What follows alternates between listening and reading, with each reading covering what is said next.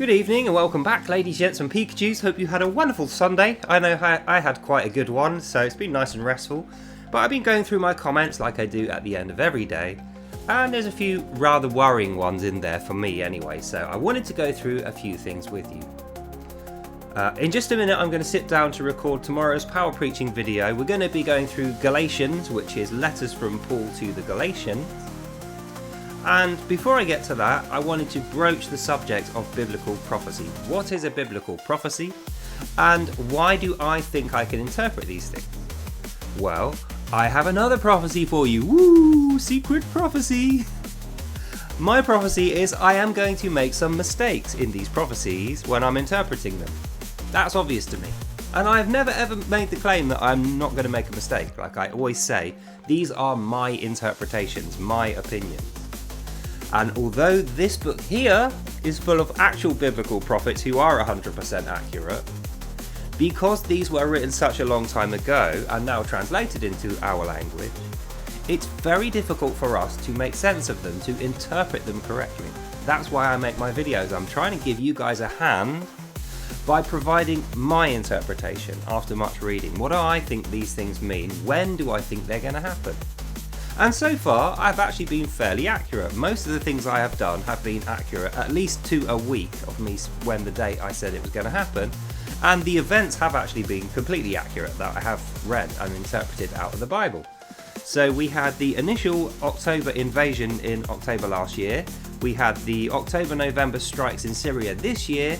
And the next one is March, at the end of March next year, when I think the peace deal that we are seeing talked about now will actually be uncovered as a trick, a fraud, and there will be more warring, more conflict. I have even said how I think this conflict's going to go, the vehicles that are going to be used, the location those vehicles will be coming in from, and the end result with God having a big say in how that goes down.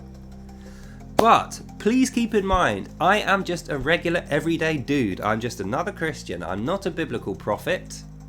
If I was, God would have told me. He would have actually tapped me on the shoulder and said, Daily Corvid, I have elected you as a 100% accurate biblical prophet. And this has not been the case. So just keep that in mind. I'm doing the best I can for you. I'm giving you as accurately as I can the interpretations and opinions I think, based on the Bible, which I am reading thoroughly. But I am just a man like every other man. I'm going to make errors. And I want you to keep that in mind. I am doing these as a free service to you. Like, I don't ask for any money, any likes, subscribes, nothing. Don't ask for a penny or a thing. It's because I want people to read the Bible and I want people to understand what God is trying to tell us so that we can be prepared for these things. But like I say, it's always worth doing your own study on top of what you read or hear or see in my videos, or other people's for that matter.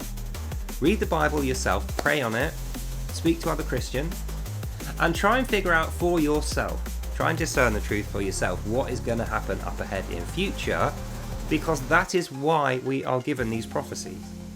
That is why we are told we will never have an end time prophecies, because the prophecies are there to help us get through the future. If the prophecy was everyone's dead, then there is no future and we wouldn't need to know. That's why we don't have that particular one. But the one in March, which I think is going to be in March, again, my interpretation, if that is the case and I am accurate with that, we can get prepared for that now. And in fact, I think we should be getting prepared for it now. I already am. And that means when the doo-doo hits the fan in March, when things start to collapse, get worse in the world, conditions become more difficult, we won't be caught short, we'll be ready for these things. And we will be in a position to help other people who are not. That is the Christian mission for me, is charity, leading the weak, helping people get through their tough times. Surely that's what half of being a Christian is, with the other half being worshipping and accepting Jesus. So anyway, just thought I'd give you that little heads up there, answer a few questions and comments that I've been receiving, and I'll bid you good night. So I hope you enjoyed that and you learned something. God bless you all, and I'll see you lovely people in the next one.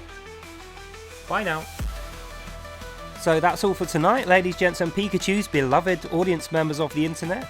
Look out for me tomorrow morning for the Galatians reading. That's going to be a good one. That would be a hot one. So yeah, have a good night. God bless you all. and I'll see you lovely people in the next one. Bye now. Bye bye bye bye bye. Bye.